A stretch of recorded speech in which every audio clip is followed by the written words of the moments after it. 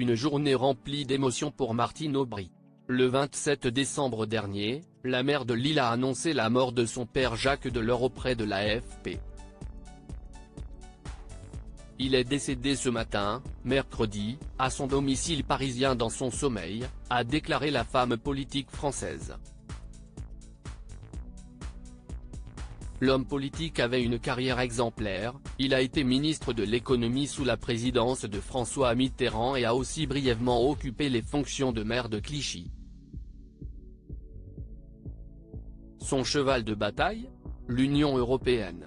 Un quart de siècle après Jean Monnet, Robert Schuman et Paul-Henri Spaak, celui qui a été président de la Commission européenne pendant 10 ans, entre 1985 et 1995, faisait partie de cette deuxième génération de pères de l'Europe, celle de l'union économique et monétaire et de la bataille pour l'union politique. Il a participé à la création de l'espace Schengen, au traité de Maastricht ainsi qu'à la PAC, la politique agricole commune.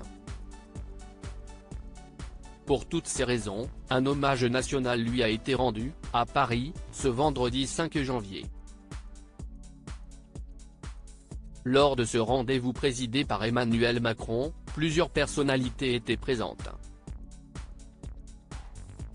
Des figures politiques évidemment, à l'instar du président du Conseil européen Charles Michel, de l'ancien Premier ministre Lionel Jospin ou le Premier ministre hongrois Viktor Orban.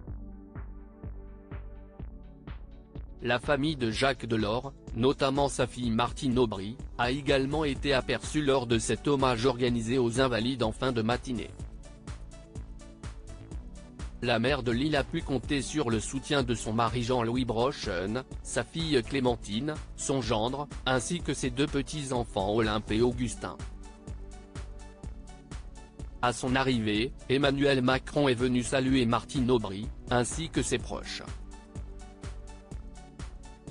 Supérieur à hommage à Jacques Delors, sa fille Martine Aubry soutenue par les siens morts de Jacques Delors. Pourquoi Martine Aubry a gardé le nom de son mari après son divorce en rendant son dernier souffle le 27 décembre, Jacques Delors a laissé derrière lui de nombreux ex-collaborateurs politiques, mais aussi sa fille, Martine Aubry. Sissi Esti, cette dernière qui a annoncé la triste nouvelle, la maire de Lille est toutefois restée sobre sur cette tragique disparition, à l'instar de ces dernières décennies. Pudique lorsqu'il s'agit de sa famille, Martine Aubry a toujours fait en sorte de faire carrière par elle-même, sans compter sur la réputation de Jacques Delors pour réussir en politique. Dans leur ouvrage Les secrets d'une ambition, paru aux éditions de l'Archipel en 2011, les journalistes Rosalie Lucas et Marion Mourgue revenaient sur le parcours de cette fille qui s'est détachée de l'image du père pour se faire connaître pour son travail et sa détermination. C'est d'ailleurs pour cette raison que celle qui a été la présidente de Lille Métropole, mais aussi députée et ministre de l'Emploi, a gardé le nom de son époux après leur séparation. Ayant été en couple avec Xavier Aubry, père de sa fille Clémentine, qu'elle a rencontrée à l'université, la fille de Jacques Delors a pris son nom de famille en 1973, lors de leur mariage organisé le 6 octobre.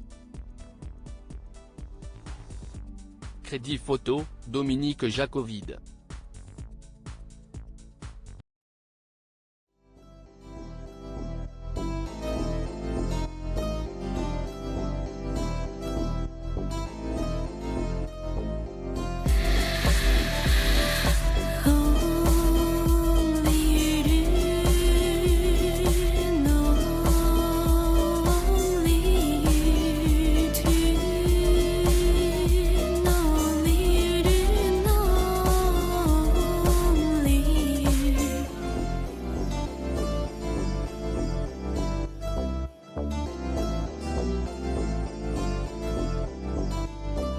To